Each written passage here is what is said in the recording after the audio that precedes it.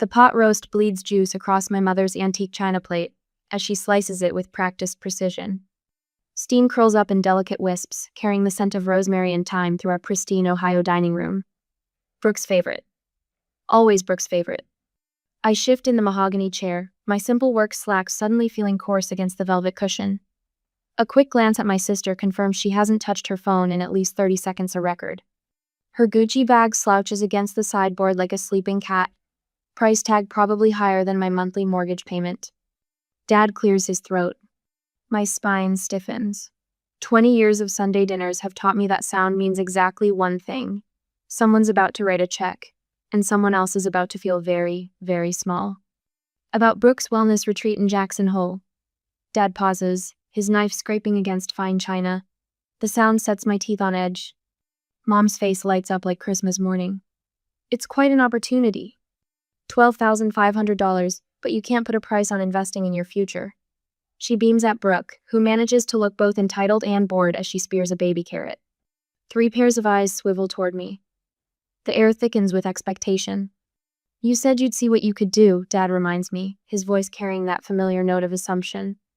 The one that says, of course, I'll help, because that's what family does. That's what the responsible older sister does. I set my fork down carefully. The tines align perfectly with the floral pattern on my plate. Actually, I say, surprised by the steadiness in my voice, I bought a house. Silence drops like a stone. 3 forks freeze midair. Mom's gravy ladle hovers above the boat, a brown droplet trembling on its edge. You what? Mom whispers. I bought a house, I repeat. Closed last Tuesday. The gravy drop falls, splattering dark across the cream tablecloth. Nobody moves to clean it. But, Dad's face reddens. The retreat money. You promised. I never promised. The words come out sharp, surprising me. You assumed. Brooke's phone chimes. For once, she doesn't reach for it. How could you? Mom's voice turns to ice. Every syllable drips with disappointment. You're choosing failure over family. The word failure triggers a flash. My 16th birthday. Store-bought cake from Kroger. My name spelled Camille in waxy blue frosting. 2 weeks later, Brooke turns 16. She got a brand new SUV and a country club party with a live band. Another flash. College graduation. Me, standing awkwardly in my gown while Dad fumbled with a disposable camera. Brooke's ceremony the following year. Professional photographer, champagne reception, pearl necklace gleaming against her skin. The state writing contest surfaces next me proudest moment turned small. Don't let it go to your head, Camille. Writing's a hobby, not a career. I stand up. My chair scrapes against hardwood, the sound like nails on a chalkboard. I have to go.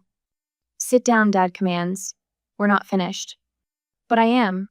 20 years of Sunday dinners, of swallowing my words along with Mom's pot roast, of watching Brooke shine while I fade into wallpaper, 20 years of almost being good enough. The house needs work, I say, reaching for my purse.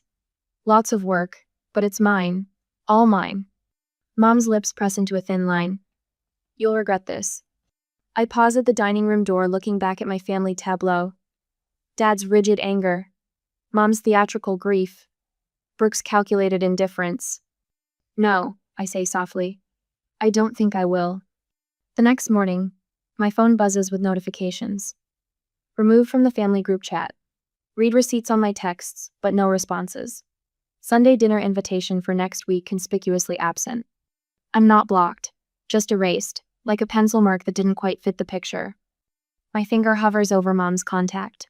One call could fix this.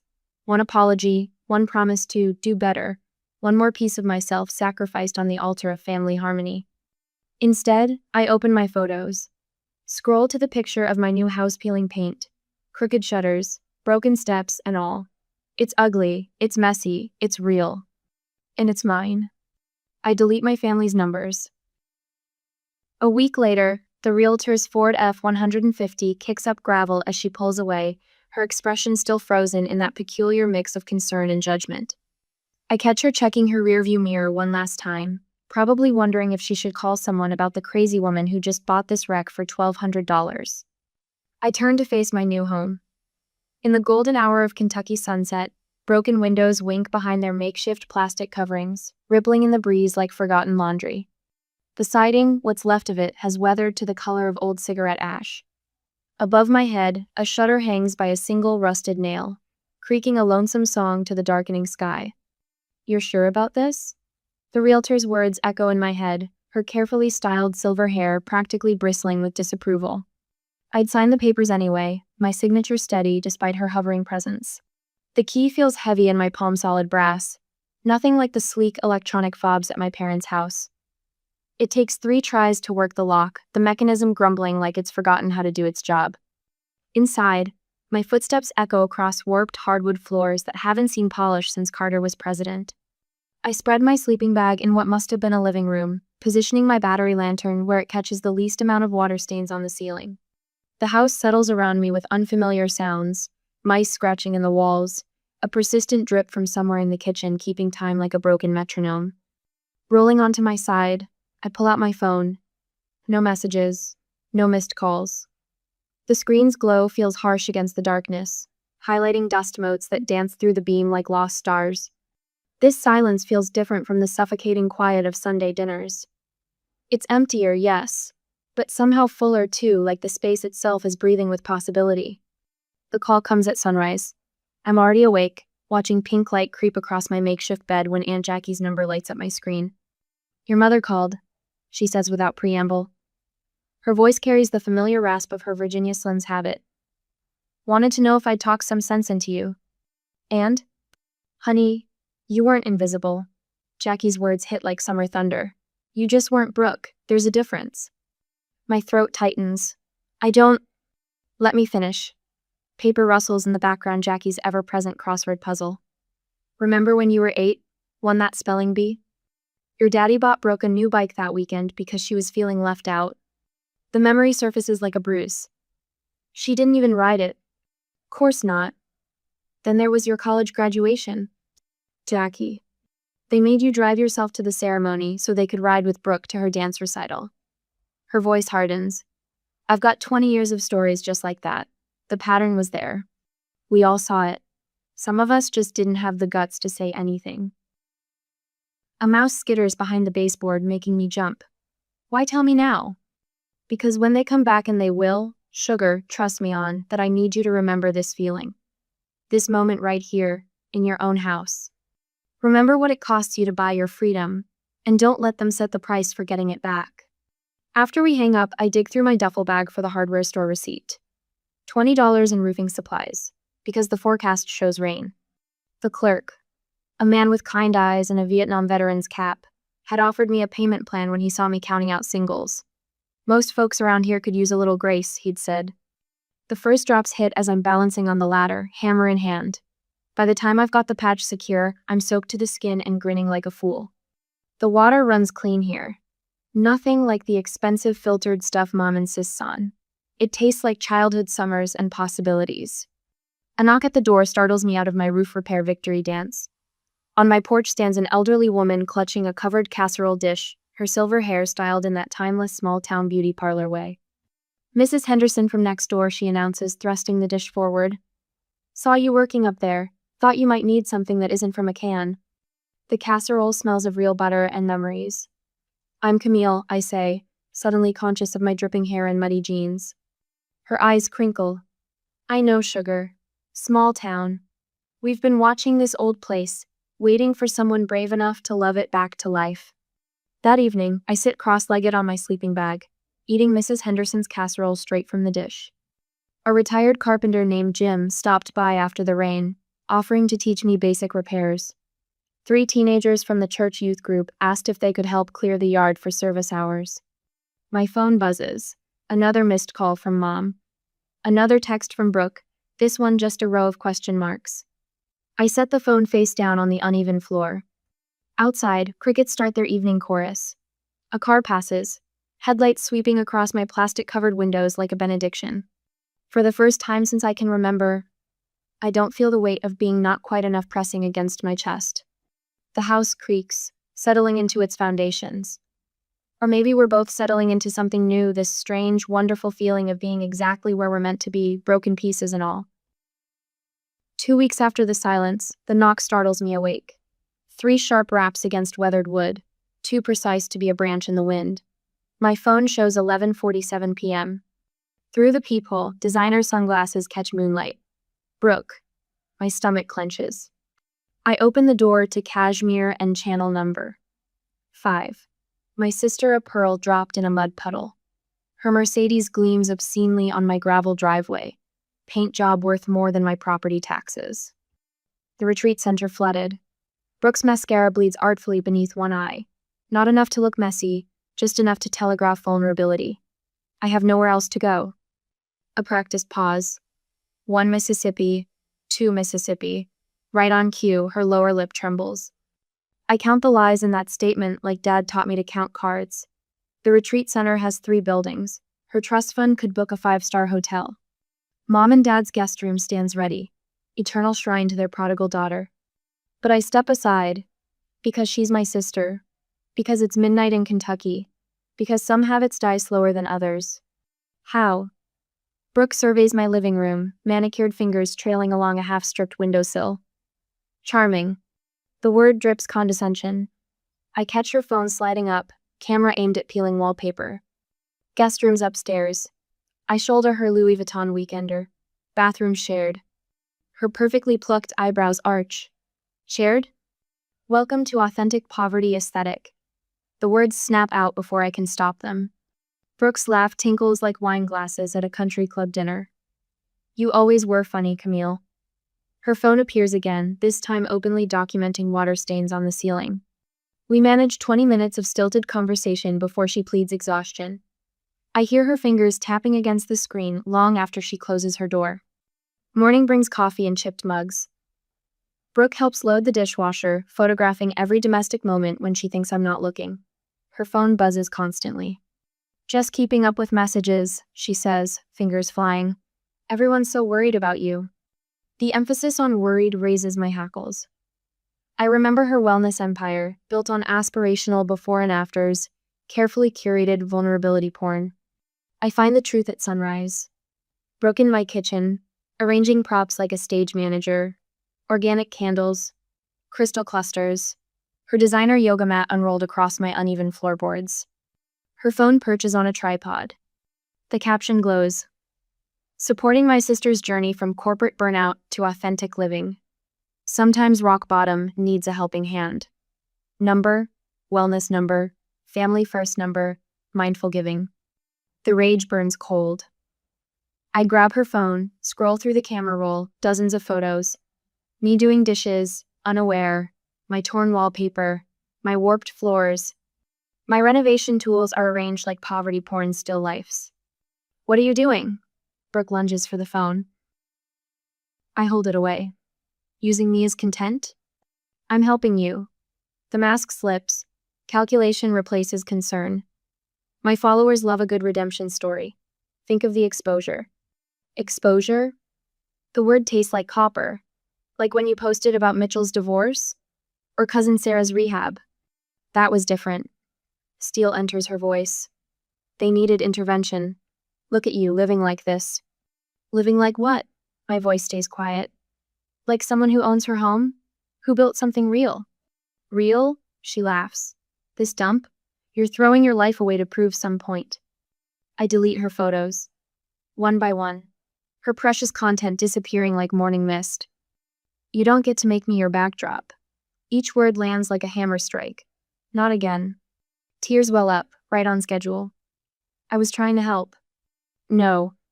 The certainty feels like armor. You were trying to harvest me. She's gone within 15 minutes. Mercedes kicking gravel like machine gun fire. No apology. Just entitled fury at being caught. The email arrives that afternoon. Forwarded by someone on the Regional Wellness Funding Committee. Brooke's grant application sprawls across my screen, complete with unauthorized photos of my house. Of me. Using my own lived experience with family trauma, I propose a 3-month residential program focused on healing generational patterns of scarcity mindset. My renovation journal becomes documented evidence of internalized poverty. My independence transforms into a cry for intervention. My home warps into a case study in desperate need. The photos seem darker somehow, Angles chosen to emphasize decay. Captions spinning my piece into pathology. A note from the committee member. We were concerned about consent, thought you should know. I sit on my front porch, watching sunset paint my crooked walls gold. A family of wrens has nested in the broken shutter Brooke photographed. Their songs sound nothing like crying. My phone chimes. A text from Mom. Brooke's just worried about you. Why can't you accept help? I block the number. Inside, I light one of Brooke's abandoned candles. The flame catches my reflection in the window. I look nothing like the desperate soul she tried to sell. I look like me. That same day, my fingers were hovering over the keyboard. The committee wants facts, not feelings. Cold, hard evidence that my sister's grant application twisted my life into a redemption story. My hands shake as I type the first line. To the Regional Wellness Center Grant Committee. 3 hours and 2 pots of coffee later, I read through my statement one final time. No accusations, no bitterness. Just dates, screenshots, and a timeline that speaks louder than any emotional plea could. I press send before I can second-guess myself. The response comes faster than expected. The committee wants to meet. I wear my best work blazer to the video call, the one without any frayed threads. Behind me, the freshly painted living room wall glows soft white. Mrs. Henderson helped me choose the color. Like morning sunlight on fresh snow, she said. The committee members appear one by one in their little squares. Professional faces, reading glasses, the occasional plant or bookshelf in the background. My pulse steadies. These people don't know Brooke's perfect smile or my mother's theatrical tears. They only want the truth. I tell it. The photos in the grant application were taken without my knowledge or consent, I explain, sharing my screen to show them the timestamps. The narrative about helping a struggling sister speaks to a situation that never existed. I purchased this house as an investment, not out of desperation. I have the mortgage approval documents to prove it. A woman with silver hair leans forward. And the wellness retreats mentioned in the proposal? Fiction. The word tastes sharp on my tongue. There were no retreats, no healing circles, no transformational workshops. Just unauthorized photos of my renovation project used to secure funding. The committee takes notes, asks questions, studies the evidence. When the call ends, they thank me for my honesty. I close my laptop and walk outside to deadhead Mrs. Henderson's petunias. The repetitive motion soothes my nerves. 2 weeks later, the news breaks. Brooke's sponsorship pulled. Grant rescinded. The carefully constructed facade of her wellness empire shows its first crack. My phone explodes. Not with family calls those stopped months ago, but with messages from strangers. Women sharing stories of similar exploitation. Photo ops disguised as friendship. Vulnerability marketed as content. Each message chips away at Brooke's carefully curated image. Mother launches her counteroffensive. She works the phones like a general commanding troops, spinning stories to mutual friends about my jealousy, my instability, my ingratitude. The whispers reach me through Aunt Jackie. She's telling people you had a mental breakdown, Jackie reports during our weekly call. Says that's why you bought that dreadful house and turned against the family. I snort, brush paint from my overalls. Dreadful house paid for itself with the Airbnb suite last month. A week later, Father takes a different approach. He shows up at my office, all Brooks Brothers suit and corporate authority. My boss turns him away. Later, she calls me into her office. Everything okay? She asks. I think about the half-finished kitchen cabinets waiting at home. The evening writing workshop I'm starting at the library. The neighbor kids who help me weed the garden in exchange for popsicles and storytelling. Better than okay, I say. In the next few days, the local paper runs a feature on the house restoration. Historic property gets new life, reads the headline. The reporter takes pictures of the original hardwood floors, now gleaming. The rebuilt front porch with its handmade swing. The community garden sprouting in the side yard. I host my first potluck in the renovated kitchen. Mrs. Henderson brings her famous potato salad. Jim the carpenter contributes venison stew. The library teens who attend my workshop arrive with slightly burned brownies and nervous smiles. We eat, laugh, share stories. Not one person asks about my family. The high school guidance counselor invites me to speak to the senior class about alternative paths to success. Standing at the podium, I see myself at 17. Quiet, uncertain. Measuring every choice against someone else's expectations. Success isn't a straight line, I tell them. Sometimes it's a crooked path that leads exactly where you need to go. A girl in the back row raises her hand. Did you lose friends when you chose your path? I lost people who were never really friends, I answer. But I found my real community. The text from Brooke arrives that evening. My phone screen lights up with her message. Having a rough patch. Can we stay at your place? Just until things settle down. No acknowledgement of the Grant situation. No apology for the exploitation. Just the same old assumption that I'll set myself on fire to keep her warm. I set the phone down without responding. Outside, crickets chirp their evening chorus. The porch swing creaks gently in the breeze. From next door, Mrs. Henderson's wind chimes play their random symphony. I pick up my journal, the real one, not the sanitized version Brooke photographed for her social media, and begin to write. My story, my truth, my quiet revolution. The phone buzzes again, and again, and again. I let it ring. The next day, the Mercedes SUV crunches over my gravel driveway like a tank rolling into enemy territory. My parents' Lexus slides in behind it, boxing me in. Through my kitchen window, I watch them emerge, Dad in his Sunday suit, Mom clutching her leather portfolio like a shield, Brooke hiding behind oversized Chanel sunglasses. Mrs. Henderson peers over the fence, watering can frozen mid-pour above her tomatoes. I wave to let her know I'm okay. She nods but doesn't leave. The knock comes 3 times. Sharp, authoritative, Dad's banker knock. I open the door and lean against the frame, work boots crossed at the ankle. You should have called first. Family doesn't need an appointment. Mom pushes past me, portfolio tucked under her arm. Her eyes scan my living room, fresh paint, refinished floors, handmade curtains. Her lips purse. We need to discuss this situation like adults. The situation. I shut the door behind them. You mean me refusing to fund Brooke's latest scheme? Unity. Dad settles into my grandmother's restored armchair. Family unity is what matters now. Brooke slumps against the wall, phone in hand. Her fingers twitch toward the screen every few seconds, but she doesn't pick it up. Progress, I suppose. Mom dabs imaginary tears with a monogrammed handkerchief. We've always supported each other. That's what makes us strong. Always. I walk to my desk and pull out a manila folder. Inside, 20 years of receipts, bank statements, and photographs tell a different story. Let's talk about support. The papers spill across my coffee table. Brooke's sweet 16-party invoice next to my Kroger cake receipt. Her college tuition statements beside my student loan documents. Her first car purchase agreement against my bus pass. What is this? Dad's face flushes. Evidence. I lay out more papers. Here's the statement showing you emptied my college fund for Brooke's freshman year apartment. Here's the email where you promised to match my down payment, then gave the money to her wellness center instead. Mom's handkerchief trembles. We had our reasons. Here's my favorite. I hold up a photo.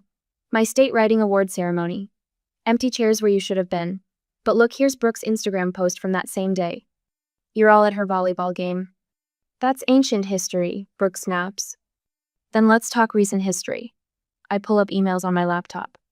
Your grant application using my inspiring story of struggle without permission. The investors you brought here for poverty tourism.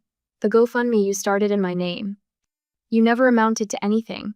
Dad surges to his feet. The words explode from him like a long-held breath. We invested in the sure thing. Brooke had potential. The room goes still. Mrs. Henderson's watering can clatters against her fence. The sound makes Mom jump. Finally, I close my laptop. The truth. Daddy didn't mean, Brooke starts. He did. I stand up. My voice stays steady. And now we all know where we stand. Where we stand, Mom's voice rises. We stand together. We're family. No, the word fills the room. We were a hierarchy. Now we're a lesson in consequences.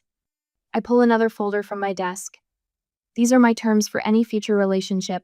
Non-negotiable. Dad reaches for the papers. His hand shakes. Weekly family therapy. I tick off the points. No financial entanglements ever again.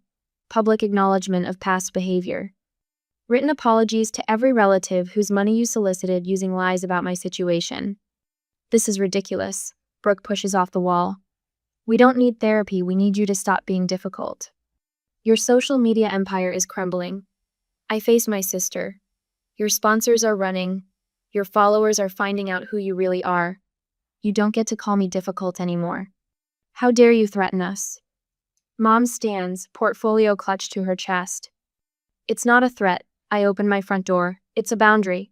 Accept it or leave. Your choice. Choice? Dad's laugh comes out harsh. You're choosing failure. No. I think of my restored house, my growing business, my real friends. I'm choosing the truth. You're choosing to stay blind. They file out one by one. Mom's tears finally look real. Dad's shoulders sag with unfamiliar defeat. Brooke pauses in the doorway. I never meant, she starts. You did. I meet her eyes. We both know you did. The Mercedes and Lexus back down my driveway. Mrs. Henderson gives me a thumbs up over the fence. Inside, I gather the scattered papers.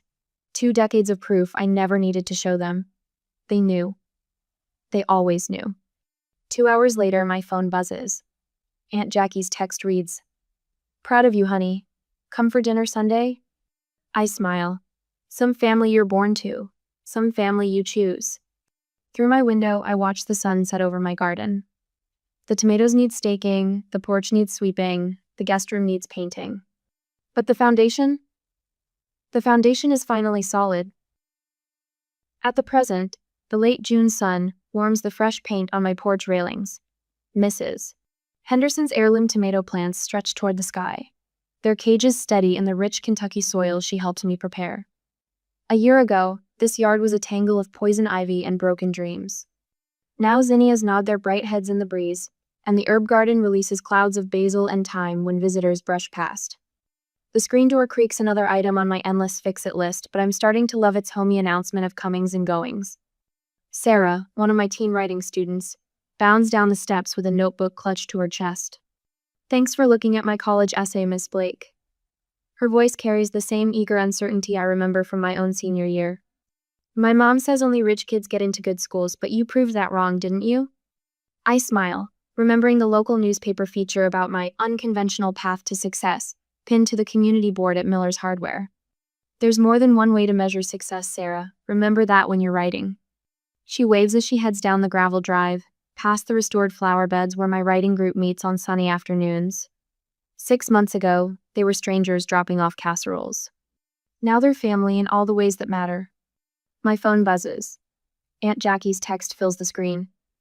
Your mother asked about you at Bridge Club, said she misses Sunday dinners. The old anxiety flutters, but it doesn't take root like it used to. I type back. Having my own dinner tonight, you're welcome to come. A shadow falls across the porch. Jim, the retired carpenter who taught me everything from proper paint stripping to self-respect, settles into the Adirondack chair he helped me build. His arthritis makes Thursday lessons harder now, but he still shows up with coffee and wisdom. Mail came, he says, handing me a cream envelope. Fancy paper, must be important. The return address hits like a punch to the gut. My parents' perfect penmanship, their proper Ohio address. Inside, heavy cardstock announces another Sunday dinner invitation, complete with a handwritten note about healing old wounds and family obligations. Jim watches my face. Bad news? Old news. I tuck the invitation into my back pocket. They're still trying to fit me into their picture frame.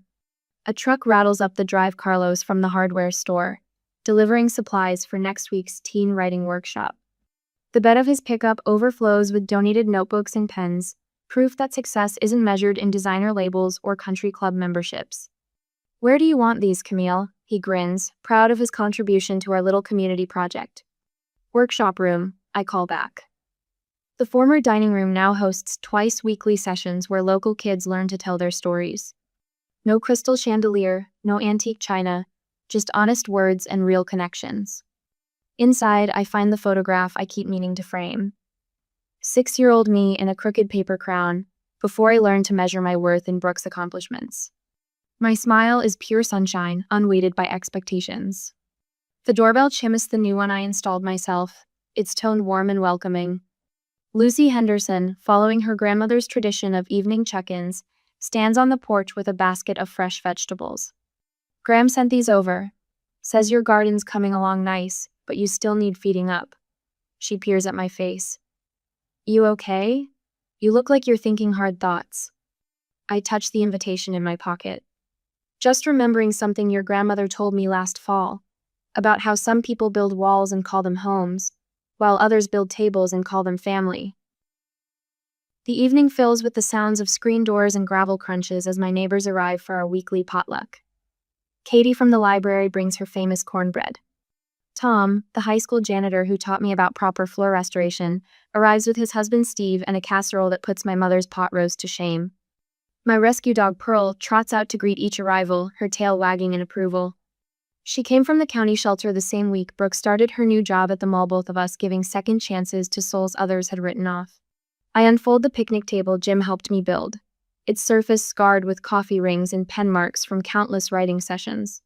Someone starts straying lights between the porch posts. Music drifts from portable speakers, not the classical selections my mother insisted on, but warm country ballads that feel like summer nights and freedom. The invitation sits heavy in my pocket.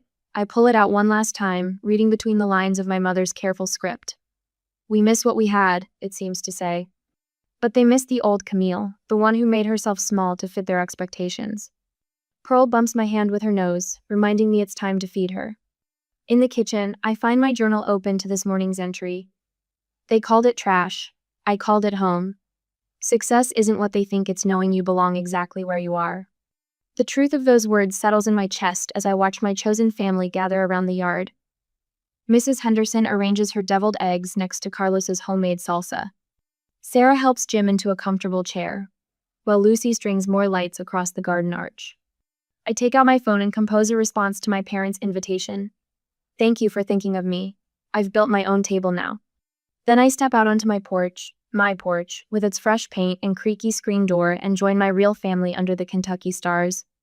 Someone passes a plate of Lucy's grandmother's cornbread. Talk and laughter mix with firefly light and cricket song. This is success. Not a designer handbag or a wellness retreat, but the solid feel of home-built furniture under my hands. Not Sunday best china and forced conversation, but paper plates and honest words. Not the family I was born to, but the one I chose, board by board and truth by truth. I look around at these faces, each one a chapter in my story of becoming. They don't care what car I drive or how much my shoes cost. They care that I show up, that I listen, that I build tables big enough for everyone who needs a place to belong. The stars emerge above my restored roof. Pearl settles at my feet, content. Tomorrow I'll host another writing workshop, edit another chapter, plant another row of Mrs. Henderson's tomatoes. Small successes, invisible to my family's measuring stick, but solid as the foundation beneath my feet. This is what winning really looks like. Not a competition, but a communion. Not a retreat, but a homecoming. One authentic moment at a time, under a sky wide enough for all our dreams to grow.